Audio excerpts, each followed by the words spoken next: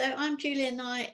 I volunteer for the charity Lyme Disease UK, and I do all their press work and their community outreach work. And I'm going to chat to you tonight about ticks, Lyme disease, how to recognise it, how to prevent it, what to do if you do contract it. Hi, I'm Suzanne. I'm founder of Botanic Protect, which is a naturally derived tick repellent brand, and I've been the official campaign partner with Lyme Disease UK this year, which has been brilliant. I'm starting to recognise a few names on the screen here that I know because the Forest School leaders and the Forest School Association have been brilliant at supporting what we've been doing for a while now. So it's really nice to be here and to see some familiar faces and names. And I will hand over to Julia. Right, back to me. So I'll just say a little bit about myself. I used to be a very senior nurse. I'd never heard of ticks, to be fair, or Lyme disease, and I became ill in 1999. I hadn't got a clue what was wrong with me.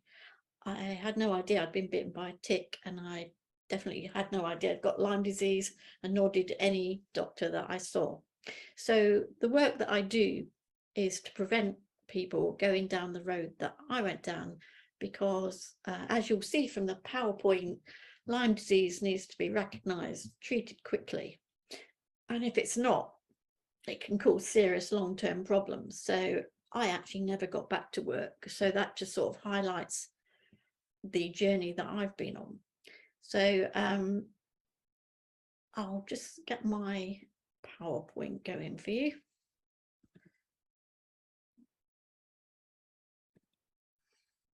Okay, should be ready to go.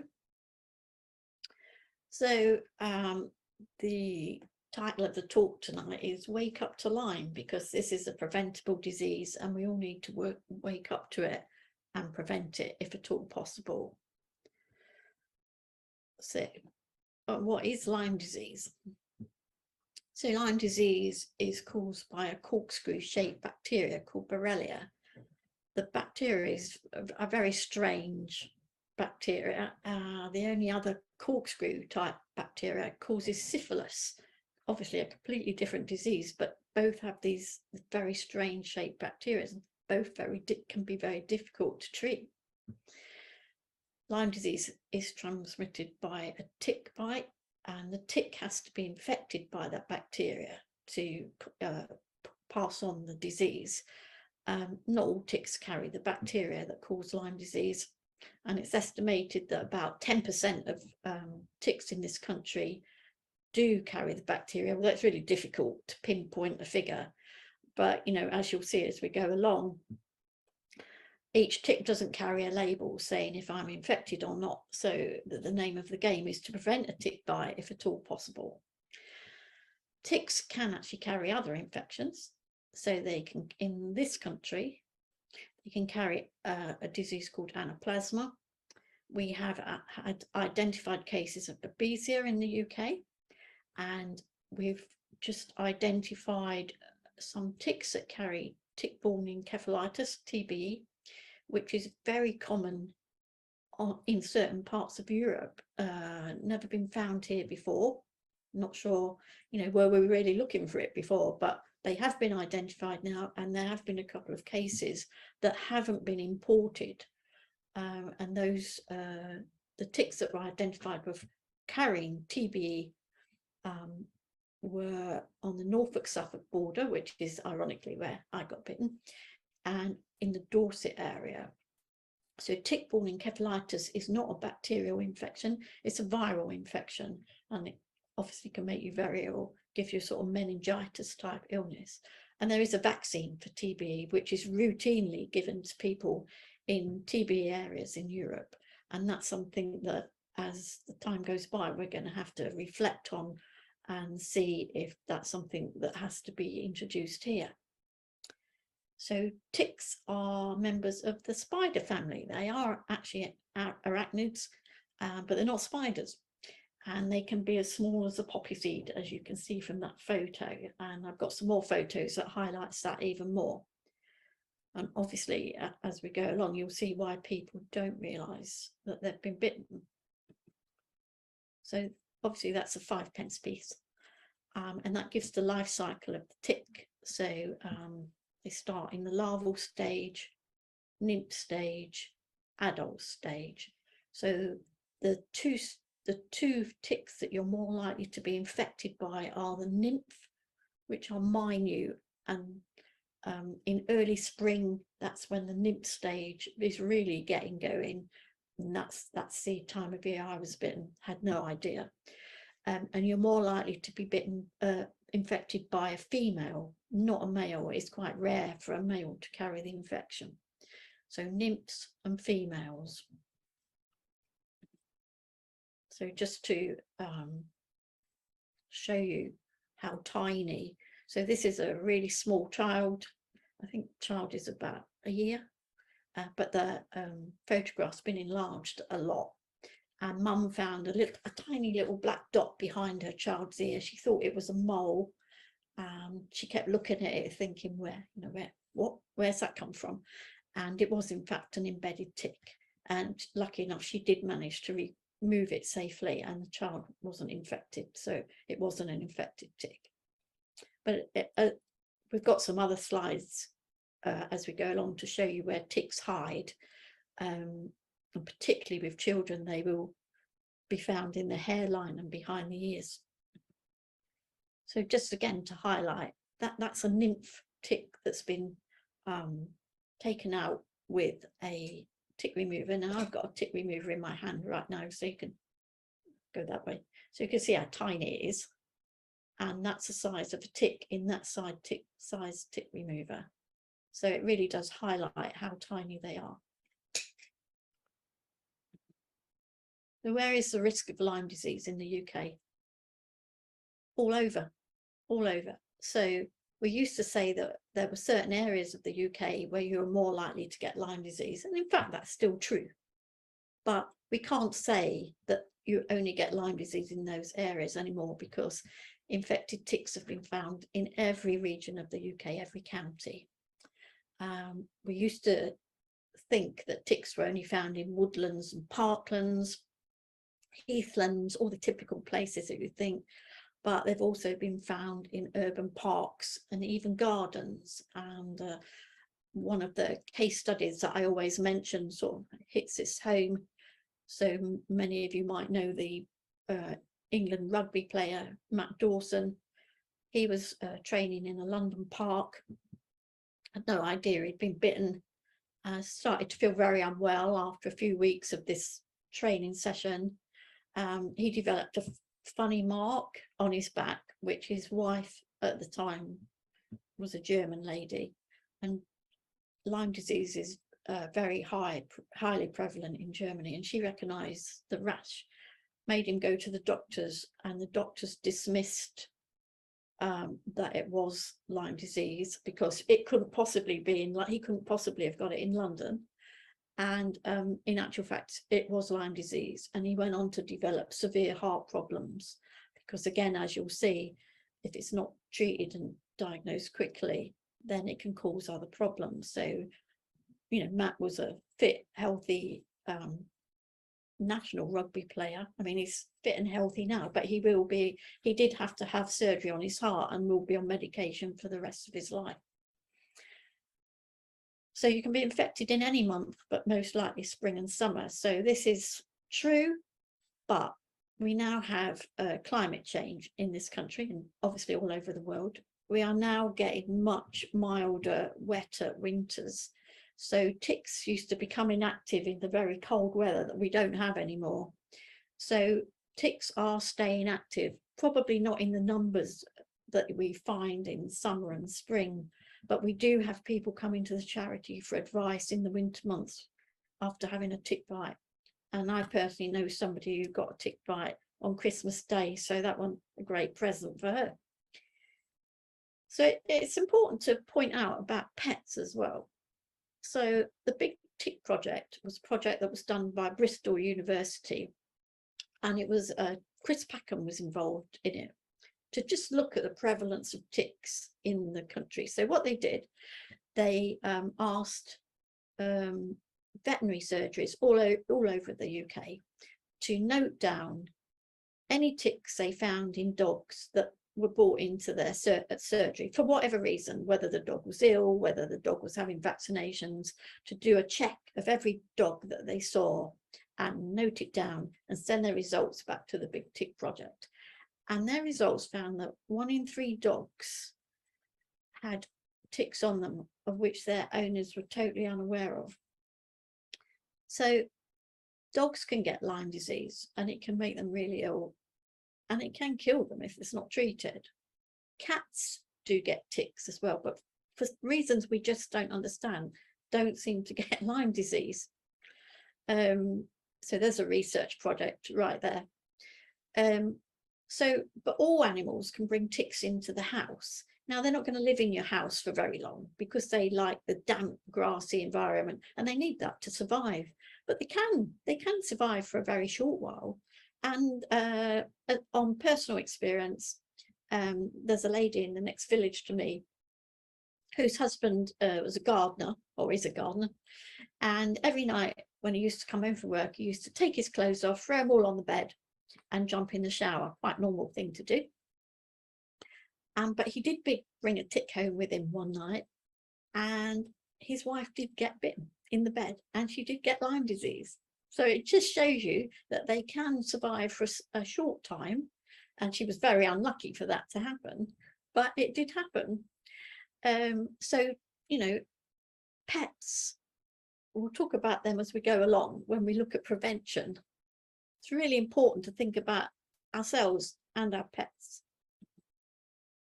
So how do we prevent Lyme disease? And I can tell you from my own experience, it's much better to prevent it. Prevention is much better than cure. So insect repellent. And Suzanne is going to tell us about her insect repellent.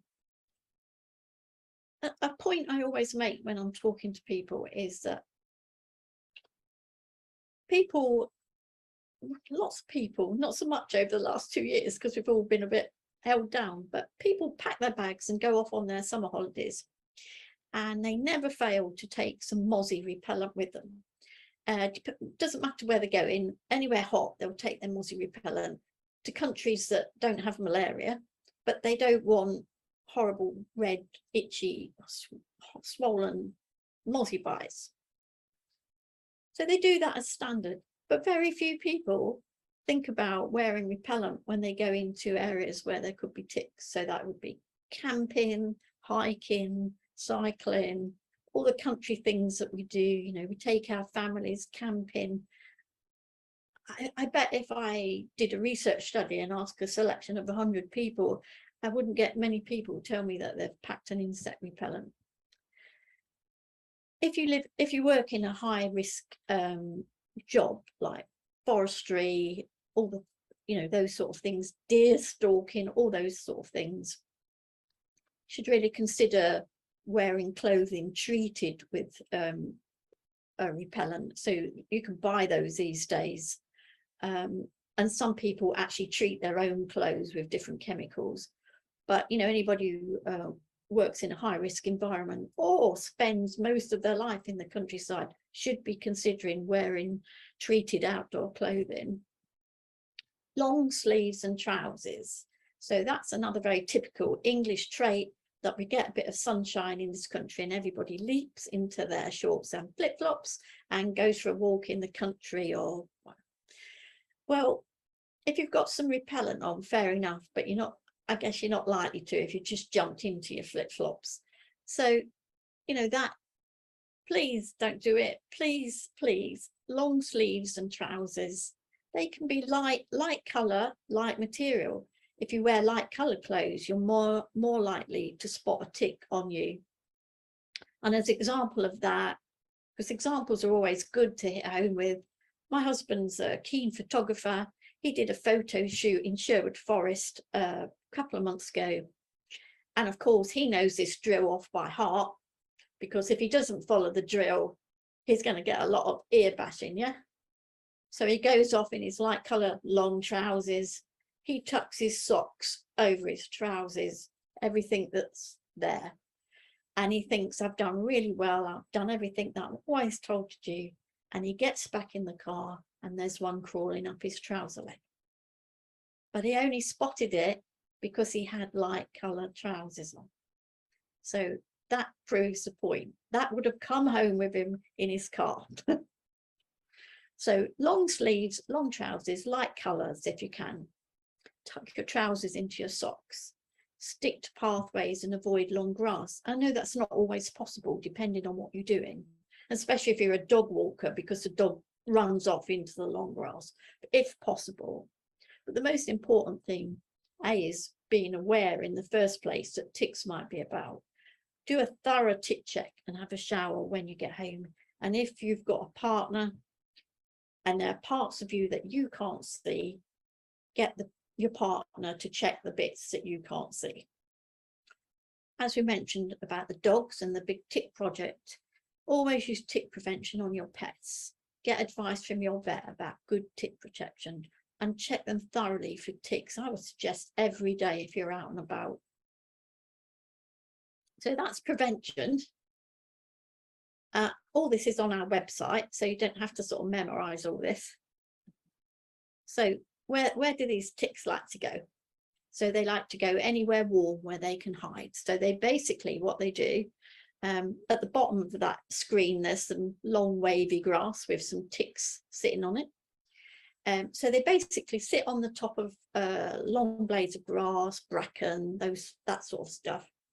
And they're waiting for a meal to go by. And this activity is called questing. So they're actively looking for a blood meal.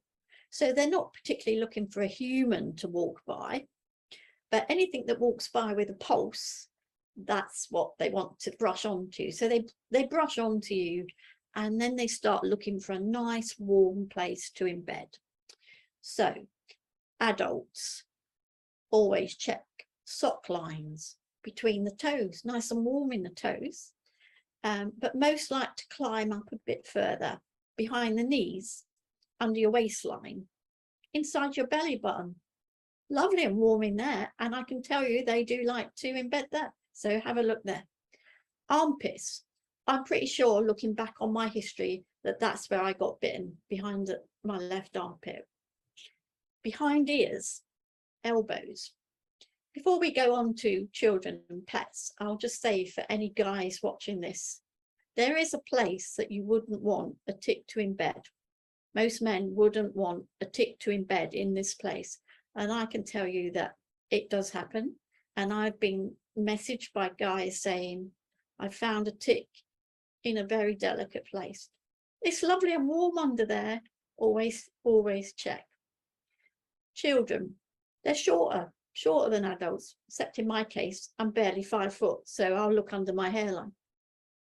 But under the hairline, behind the ears, very common with children. Eyelids, we've had people come into us with sent us photos and tick embedded in the eyelid of the child. Tiny, but it's there. With your pets, obviously the tick can embed anywhere because fur is warm anywhere, but they particularly like to go around the collar area. So it's really important to check all these areas. So removing a tick. So I've heard just about every old wives' tale about removing ticks. And I bet at least one person listening tonight is going to probably say, well, you just do this or you just do that. Actually, no. Actually, please no. So never pull off a tick with your fingers. Normal tweezers, like us ladies do our eyebrows with. I don't think that's fashionable anymore because it's big eyebrows now, isn't it? But eyebrow tweezers, no. Or any other tool not designed for the job. So this is the ones that often come to me. Never smother the tick in oil or Vaseline. And recently I wrote to the editor of a national paper who did some tick awareness. One of the journalists did some tick awareness, and they had a quote from a doctor, an actual doctor, stating the correct methods of removing a tick. But if that didn't work, to maybe light a cigarette and burn it off, from an actual doctor. So why don't we do any of those things? I mean, they're pretty horrible anyway. So if you stress a tick when you're trying to take it out, it will react. If I covered you in oil or Vaseline, you'd be pretty stressed, wouldn't you? And you'd react, you'd kick out. So a tick will respond by regurgitating the contents of its stomach into your bloodstream. You really don't want that. If that's an infected tick, you're pretty sure, maybe that you're going to be infected. So we always remove ticks properly. So I'm sure you've all got a tick remover because of being on this particular call. So tick remover or fine tip tweezers. So with the tick remover, I can't remember where my camera is. I'm over here.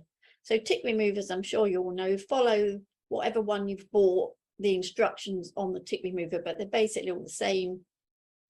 You hook the little fork-like bit under the tick, turn it and pull upwards.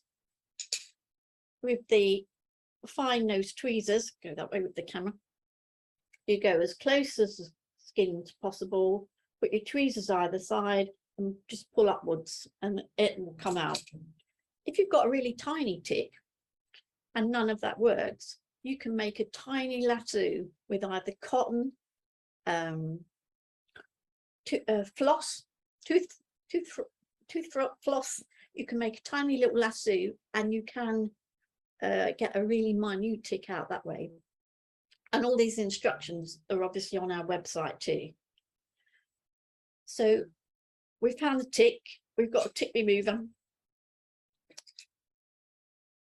Remove it correctly, ensuring all parts of the tick are removed. Now, I often have people contact me in a complete panic that they've left the head in. Actually, they haven't. So the tick doesn't put its whole head into, when it embeds into the skin, it has very big mouth parts. You know, if you magnify a tick, they've got huge mouth parts, and that's what they put into the skin. And that's what people sometimes leave behind if they don't remove it cleanly. And people get into all sorts of panic about that. So you don't have to panic. The body will just expel them just like it would any other foreign body. But you do need to keep an eye on that area because there is a chance you might get a little localized infection around it from the mouth parts. That isn't Lyme disease. It's just a localized infection, but might need antibiotics. So not a huge panic. Make sure that gradually they come out and there's no infection there. Some people think that it's a good thing to test a tick for infections, and there are labs that offer this service, and they're not cheap, as you can imagine. It's debatable really if that's a good idea or not. So if you decide to do that, you can save the tick in a sealed bag, you can pop it in the freezer before you send it off. But the test just looks for is to see if the tick has any DNA particles of any bacteria. Even if it comes back as positive with certain bacteria, it's not diagnostic that it's passed it on to you. It can't confirm you've been infected. So it doesn't really, you've spent a fair bit of money to be no further forward really. Some people think that they feel more, they've got more evidence to go to their doctor that, you know, I've sent this tick off, but that has to be a decision that the individual makes. There's lots of, if you Google how long does it take for a tick to pass infection, you'll get all sorts of figures because there's never been any firm research to say how long it takes a tick to pass on infection. Lots of commentators on this say 24 hours, 36 hours, 12 hours. In fact, nobody really knows for certain. So the name of the game is, as soon as you spot the tick, get it out as quickly as possible. Well, we didn't prevent Lyme disease. We think we've got it. So now we look at some of the pitfalls people get into when they think they might have Lyme disease. So let's give some credit to the doctors here. It's not a common disease, it's growing in this country, but a doctor's not likely to see Lyme disease every week. It can be really hard to diagnose. People like myself, no idea I'd been bitten. Within a few weeks, started getting quite a lot of very strange symptoms, to be honest, that didn't all fit together. Very difficult to piece together in that scenario. So it can be difficult to diagnose because we've already said tick bites are easily missed. The other thing is they're not normally itchy or painful like a mosquito bite.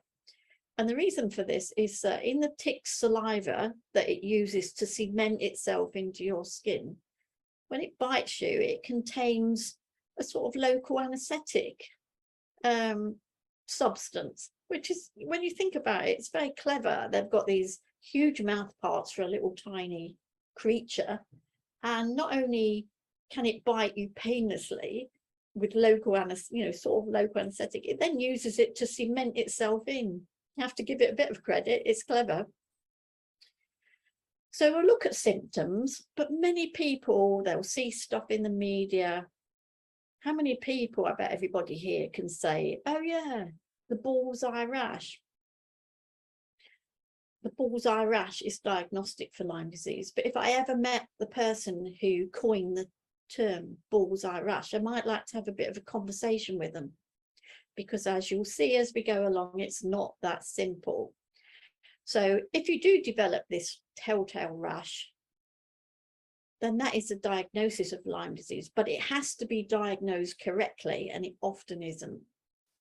Also, it would be absolutely brilliant, wouldn't it, if everybody who contracted Lyme disease got a telltale bullseye rash, the classic textbook rash, which is red in the middle with a few red rings around it.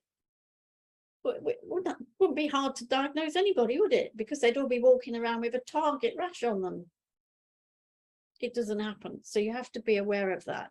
About 30% of people who contract Lyme disease will not produce a rash. In my case, I didn't.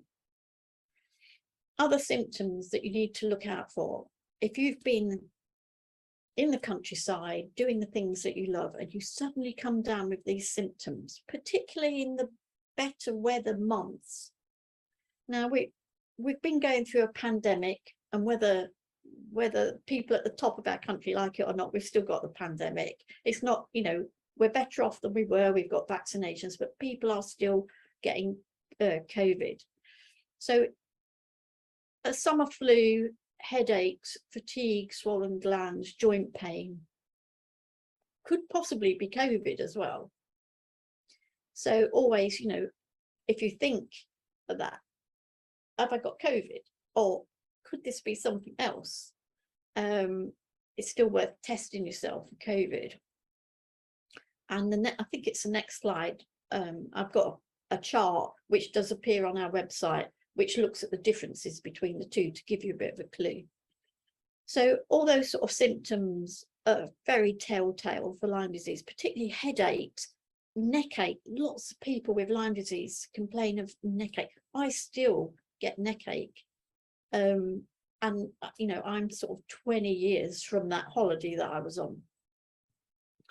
So children, especially small children, they can't always tell you what they feel like. So with smaller children, look for behavioral changes. Most smaller children who are ill will behave in a certain way. They'll be irritable, they'll be clingy, they'll maybe stop sleeping, out of character behavior. That's often a clue with small children that they're unwell. And think about where you've been. Have you been on a camping holiday? Could they have sustained a tick bite? If you've been in that sort of environment, and the doctor says, oh, I'm not really sure, probably just a virus, but it persists, think about this.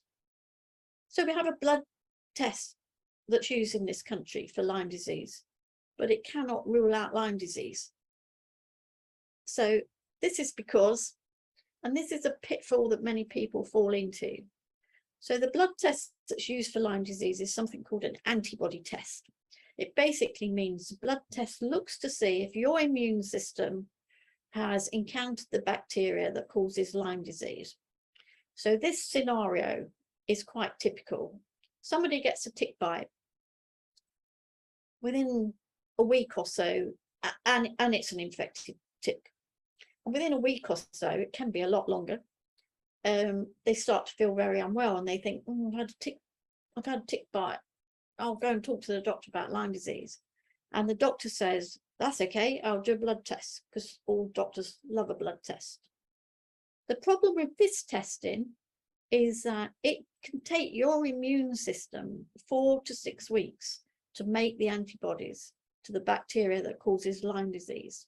So if you test in that early window, it often can return a false negative result. The doctor sees negative, no, you haven't got it.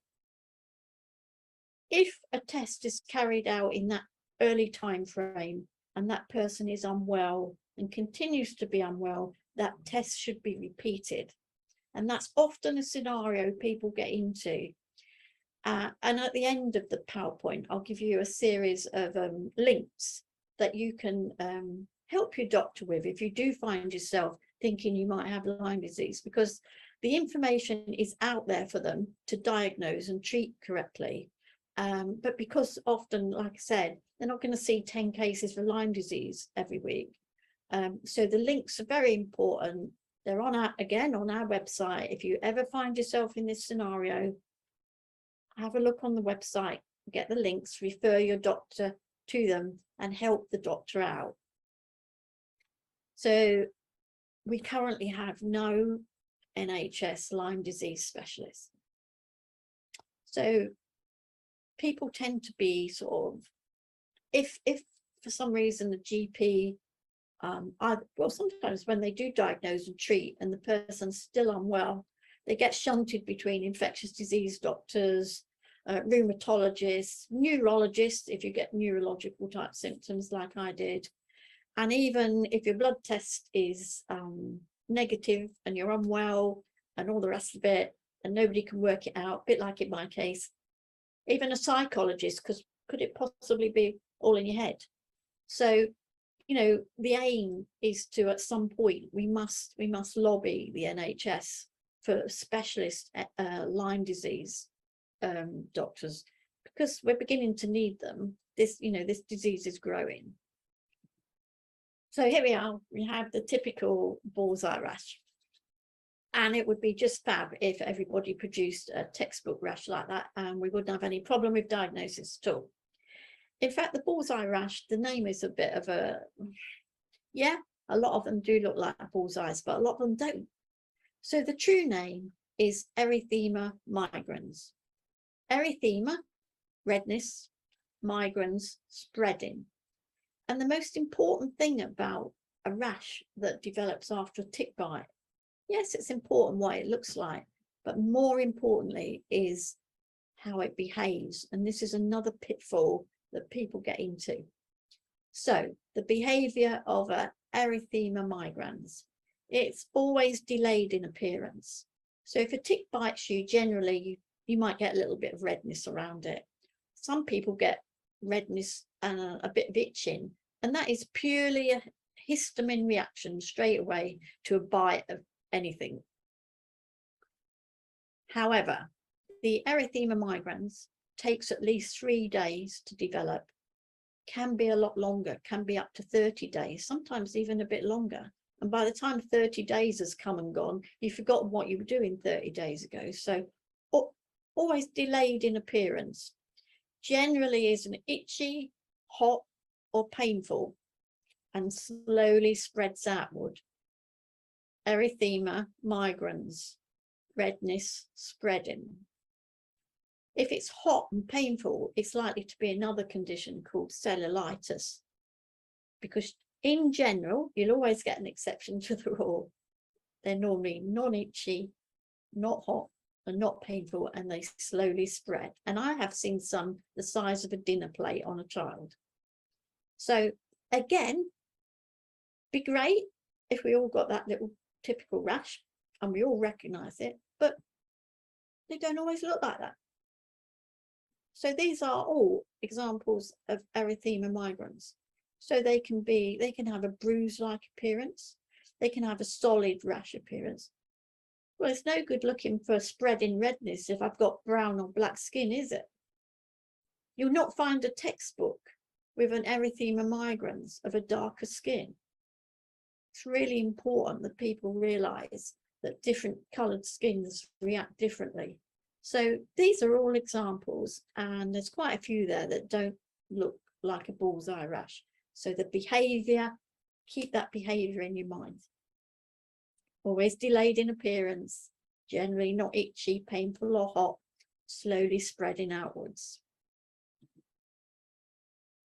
So we've got Lyme disease and we need to treat it. So early treatment is essential, and it provides the best chance of recovery with no ongoing symptoms at all. Some people, for reasons we don't know, we need far more research, do continue with symptoms. And at the moment, it's not possible to say if that's ongoing infection, some sort of post-treatment syndrome, a bit like, you know, we've got COVID now and some people get long COVID. Is it active infection? Is it an immune reaction? And this is why we need a lot more research. But early treatment, that's the way to go. Get it diagnosed quickly, get on treatment, and that's the best chance of not having any long-term symptoms. So we mentioned the erythema migrans. So if you have an erythema migrans rash diagnosed correctly, it is diagnostic for Lyme disease in itself, doesn't need a blood test to confirm it, and treatment should be started immediately based on that rash. Your GP will obviously be able to advise on the best antibiotic for you, but doxycycline is commonly prescribed for adults and amoxicillin for children. Again, the links that I'm going to show you at the end, really important for Lyme disease. The dosages are really high, particularly for children. So if you have a child with Lyme disease, it's really important that the doctor follows the guidelines, because the dosages are not standard dosages. They're high and they're based on the age and weight of the child. It's really important that people get the correct dosage. The guideline that I've mentioned, which will be linked at the end, now allows for 2 courses of 2 different types of antibiotics. So initially, you would be prescribed as an adult 21 days of doxycycline, and the guideline does allow your doctor to consider a second course if you're still symptomatic after the first course, which would consist of high dose amoxicillin. So an adult would have both, although some doctors choose to stick with the same one. But the guideline does allow for that. The guideline was only published in 2018. Before that, we had no guidelines on treating Lyme disease, and standard advice was 2 weeks of doxycycline at a lower dose, I think. So, you know, that's a big step forward since we've had the guideline. There is no test for cure for Lyme disease, and that is purely because what I mentioned before about the type of testing used in the UK and in other countries. It's an antibody test. So it's no good at the end of the antibiotic course saying, I'll do another blood test to see if the infection's gone, because A, the test only looks for antibodies. So it's not a direct test for active infection, just that your immune system has encountered the bacteria. If you've had a positive test, so you've produced antibodies to the bacteria, they can be in your bloodstream for weeks, months, and even years. So you can't test to see if the infection's gone, because you'll just keep picking up the same antibodies. So, you know, the best barometer of how the treatment's gone is how you're feeling. You know, have the symptoms all gone? Are you back to where you were? I mean, it can take a little while to shake off Lyme disease. It's a serious bacterial infection and it can make you feel pretty rough. And you do need to rest up while you're being treated. Most people find that they just can't keep up their normal activities, you know, exercising and all that while they're being treated. You really do need to listen to your body if you're being treated for Lyme disease. Keep well hydrated, eat well, rest when your body tells you to. So this is the slide that I mentioned. So this sits on our website. If you begin to have these sort of symptoms and you think, God, have I picked up COVID somewhere, or could it be Lyme disease? I've been doing A, B, and C. Have a look at this on our website. It was drawn up by our sister charity, Lyme Disease Action, who kindly allow us to use it as well. And lots of people have referred to this over the last couple of years. Go down each column, which are common with COVID, which are common with Lyme disease. One I will pick out is facial palsy, which is when one side of the face drops, which happened to me as well. Especially in small children, that can happen. So if you have one side of the face dropping and you know that you've been out and about, or one of your children, do consider Lyme disease, because often it will be considered possibly a viral infection like Bell's palsy, but it isn't. It's a facial palsy caused by the bacteria that causes Lyme disease. But yeah, that chart's there all the time for anybody to look at any time. So these are the resources that are really important. You can find them anytime. So we've mentioned the guidelines. So that is the NICE Lyme disease guideline. If you find yourself in this situation and your doctor says, I've never come across this before, and that's fair, because probably would have seen, that might be his first case. Here's a guideline for him or her, all the information they need. There's also for GPs, a Royal College of GPs Lyme disease toolkit. There's also an educational course that they can do. It takes them 30 minutes to do. I think it's free. It was free. I think it still is. That tells them everything to do about diagnosing and treating Lyme disease. So there's two great resources there that you can refer a doctor to if you find yourself in this situation. Also, you'll find us, Lyme Disease UK. Our website is lymediseaseuk.com. We're on all the social media platforms. So Facebook, we have a public Facebook page that posts out 3 times a day, different awareness, interest stuff. And it also goes out on Twitter and Instagram. We always have all our direct messages open. So if anybody on any of those platforms has a question or thinks, oh, could this be erythema migrans? I'm not well, this has happened. Send us a message anytime, somebody will respond. Do get in contact with us. So just a little thank you to Suzanne, our campaign partner, who's going to speak to you shortly. We've had a really good year with Suzanne and Botanic Protect. Thank you for supporting us, and thank you for organising this tonight. No, lovely. Thank you, Julia. That's really interesting. I mean, I've watched this presentation a couple of times now, and I always take something extra away. It is really interesting, and there's just little bits here and there that, as Julia said, it's just good to keep in the back of your mind in case you ever find yourself in this situation, and at least you know where to go to find out more information. Yeah, really enjoyed working with Julia this year. And hopefully you all found that useful, especially and relevant to your roles. And if anybody would like any information about Botanic Protect, then you can just Google Botanic Protect, or it's botanicprotect.co.uk. And I founded Botanic Protect a couple of years ago because I knew somebody who was affected by Lyme disease, and I hadn't heard of it and I didn't know anything about it. And it shocked me how serious it was, and actually how easy it is to pick up a tick, and actually how little awareness there was at the time. I mean, Julia said over the last couple of years, I think awareness has increased in the UK, but there's still a long way to go. And I know the Forest School Association, that you do a lot of training, and you're already aware of this issue, and everybody is very hot on it, which is great. But it's still, I think, in the wider community, not as well known.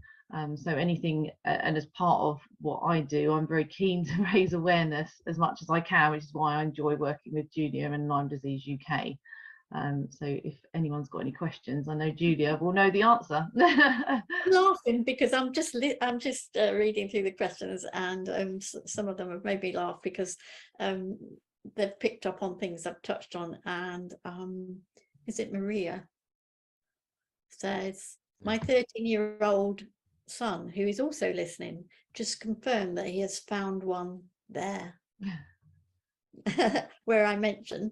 Yeah. So somebody says, can you let me know the time of year they are most active? And I touched on that. Spring and summer is highly active, but because of climate change, they are starting to be active all year round, so be aware. And somebody put, what if the head stays in? And I explained that it's the mouth parts and that the body should expel them naturally, but to keep an eye for localized infection. Somebody went to minor injuries to have 3 removed as they were on holiday and didn't have a tick remover, and they binned them and said they don't test them. No, they don't test them routinely, sorry. And actually, you know, some people do that. I particularly wouldn't, because it can't prove that I've contracted anything, and don't particularly want to put 50 or 60 quid into a lab's pocket just for me to have some information that I don't know I could do anything with. But you know, some people feel happier if they've done that. So this is a very typical comment, and I'm sorry, but it is. And I'm not trying. I'm ex-NHS. I'm an ex-nurse. I won't, you know, put anybody down in the NHS, but we do get this from doctors. So my doctor has been hard work. I'm being treated for Lyme at the moment. The nurse practitioner has been much better, yeah. and printed out the nice guidelines before. So right on that nurse. Thank you to that nurse.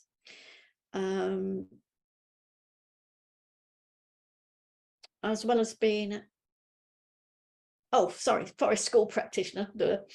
I'm also a registered nurse. I want to know, we do not have any NHS Lyme disease specialists. That is not acceptable at all. Well, the thing is, it comes under the umbrella of infectious diseases, but generally we find that a lot of infectious diseases doctor do a bit of poo-pooing about Lyme disease, and that is obviously quite wrong. Not all of them, you can't say all of them, but we do really need to start looking at people who are specialized in this field, because the field is growing. If we're going to start getting TB in this country, babesia, diseases like that, I mean, Lyme disease, it can be really harsh if it's not treated correctly and promptly.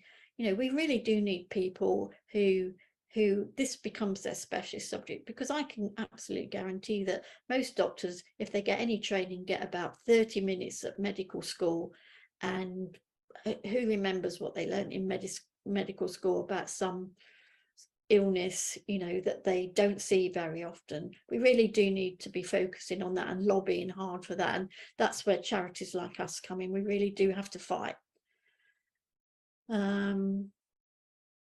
Okay, somebody says it's great to have the info refreshed. Good. And somebody says it's a brilliant presentation, so that's great. Thank you very much. Informative. Can Lyme be fatal? Generally, no. I would say more than generally no, but it can make people really ill, and it can get into, so when we talked about the rugby player and myself, okay, so if it's not diagnosed and treated quickly, the bacteria can disseminate around the body. So what it can do, it can infect the heart, as in Matt's case, the nervous system. In my case, it affected my nervous system really badly, because it wasn't picked up for a long time, and I had all sorts of neurological problems. I was just about to start my master's degree in healthcare management, which I now find a tad ironic. And I went through a phase where I couldn't write my name. I just couldn't do it. I just couldn't do it. Nothing worked. And obviously I now know that the bacteria had got into my nervous system. We don't want people experiencing that. Be aware, prevent, be aware that you might have symptoms if you're unlucky to contract it. Know what to look for, get advice, get treatment quickly. So generally not fatal, but some people, in very rare cases, because the bacteria is disseminated in all sorts of places, and we're talking about not weeks or months, or over a long time, they can develop other problems which can contribute to further illnesses that can cause death. But generally Lyme disease, no.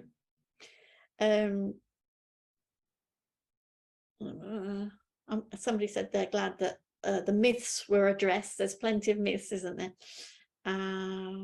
Do you have a recommended leaflet for children? We can send out leaflets. So if that's Maria, if you'd like to contact me at media@lymediseaseuk.com, we can send you a batch of leaflets. And for the kids, we also do an activity sheet, which is really great. And when I go to sort of outdoor events, I take those for kids, and it's got a few activities. It just looks like a sheet of A4 paper, but in actual fact, it's got really good activities on, and there's also something to make on it. And I'm always happy to send a batch of those out if anybody wants to get in touch with me. Obviously for forest schools, that would be an ideal activity. You can actually go onto our website, go to resources, find the link for resources, and you can print them out yourself, the activity sheets. So you can print out as many as you want for a session, and they are really worth doing, really are worth doing. I had great fun with the kids. Every summer I go to a big event called the Bushcraft Show, and had really great friends with great experience with the kids, because I did a competition where anybody who could come to me and tell me how many legs a tick had got a lollipop, sugar-free of course. And we had great fun with the activity packs, and they all took them off, and I had a load of free pens as well. Everybody likes a free pen, don't they? And off they went and did this activity pack, and the thing that you could make on it, they all came back with it.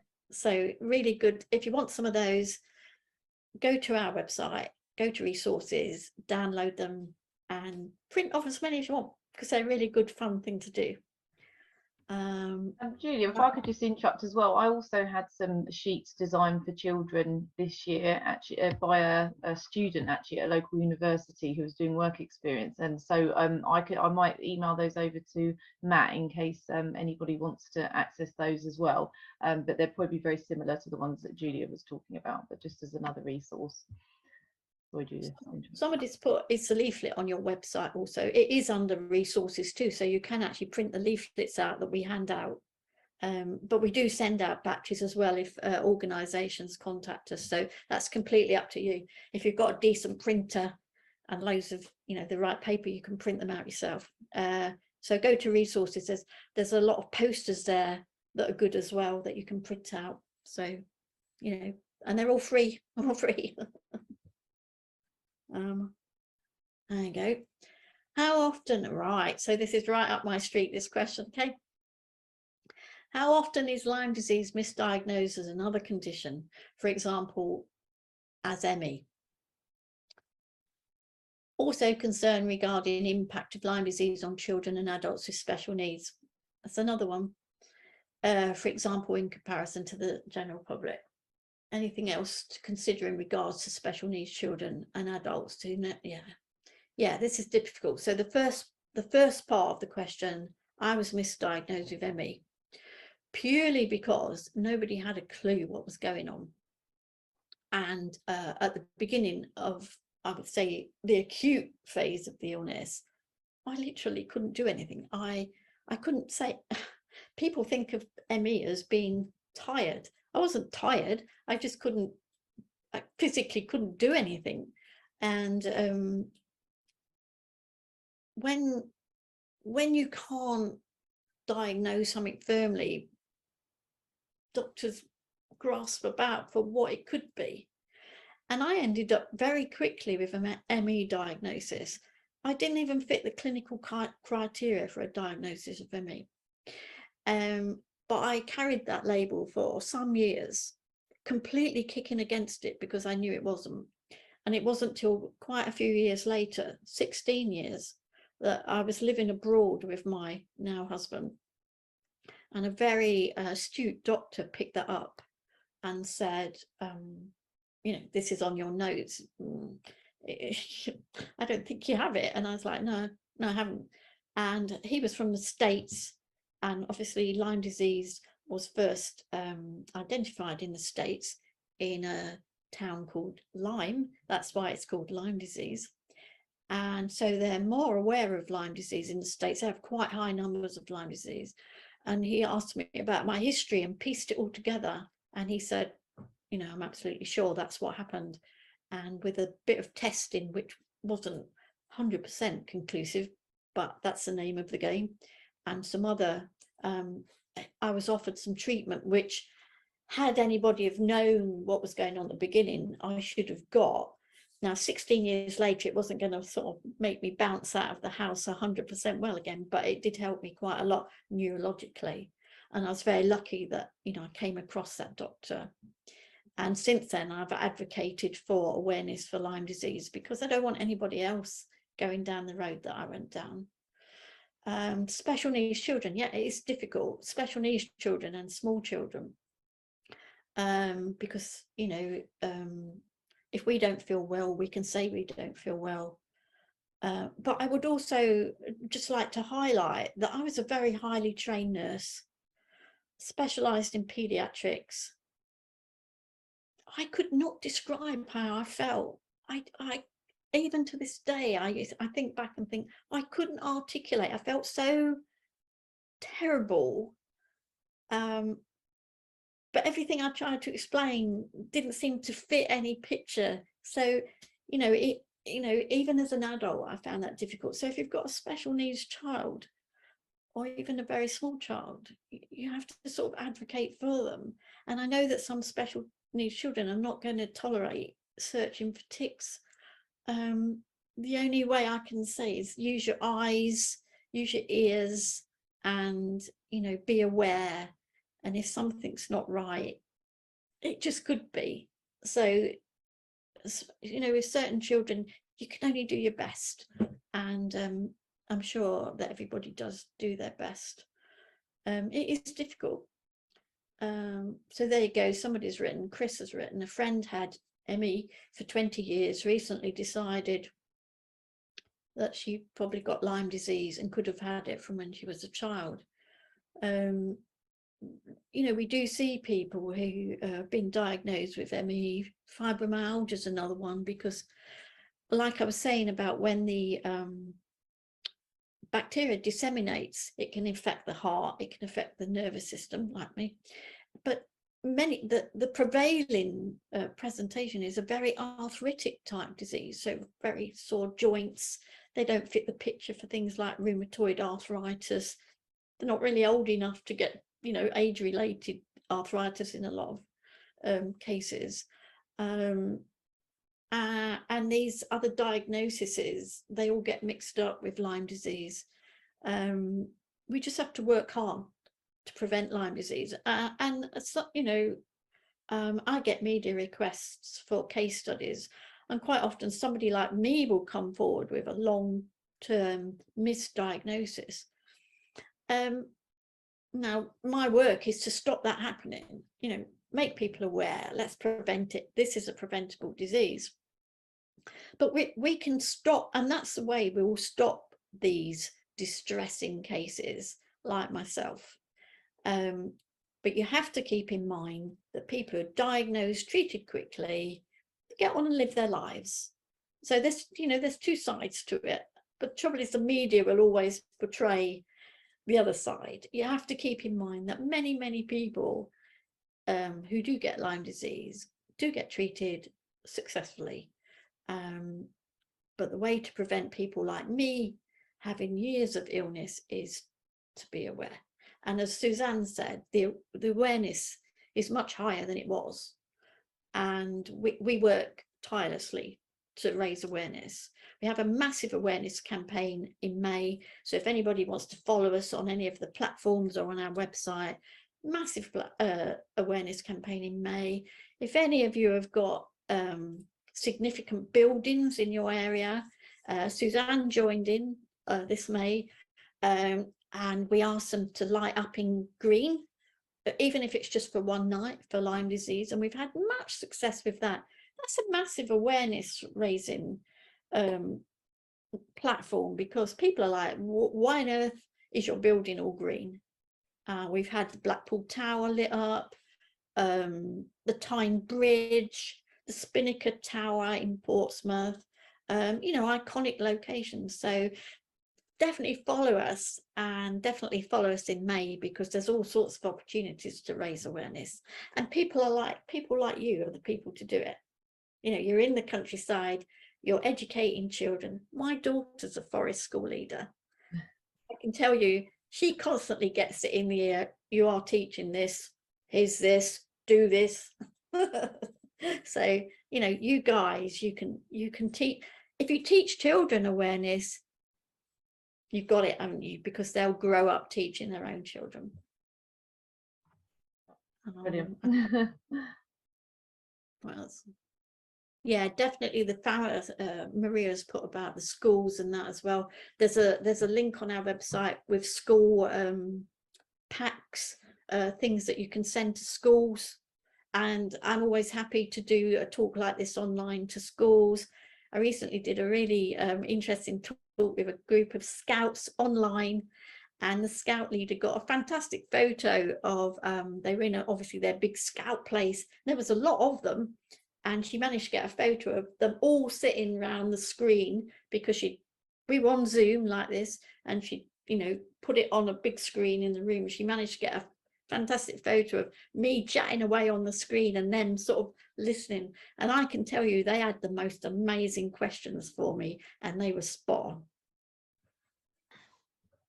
Suzanne, can you tell us a little bit more about your product, your Yes. tick repellent? No, Because I know thank you were Yeah. giving out some free samples of it at the conference, which I know quite a few people were very excited by. Everyone loves a freebie. Good. Yeah, no, excellent. Thank you. Well, it's just I came up really with the idea because of what I said, is that it became a topic that I became interested in Lyme disease, and I was fascinated about the fact that I'd never heard of ticks or anything. And my daughter was very young at the time, a toddler, and it just occurred to me that I like doing all the activities with her, like taking her to the woods and going for long dog walks and things, where we could potentially be exposed to ticks. And we also went on holiday to the New Forest, which at the time I thought was a fairly high risk tick area. And I went online to try and find a family friendly product that I could use. And literally, I think I remember spending hours on Google trying to work out like what the different repellents did, and you know what ingredients they had. And so I just thought, well, I'd really like to bring out something that sort of answers everybody's questions, and just deals with all the research I did on behalf of everybody else. And so just have a naturally derived product that's suitable for all ages, so that, because toddlers and children are just as likely to pick up a tick as anybody else, and just, yeah, and have it DEET free, which is obviously quite a strong chemical synthetic component used in lots of repellents.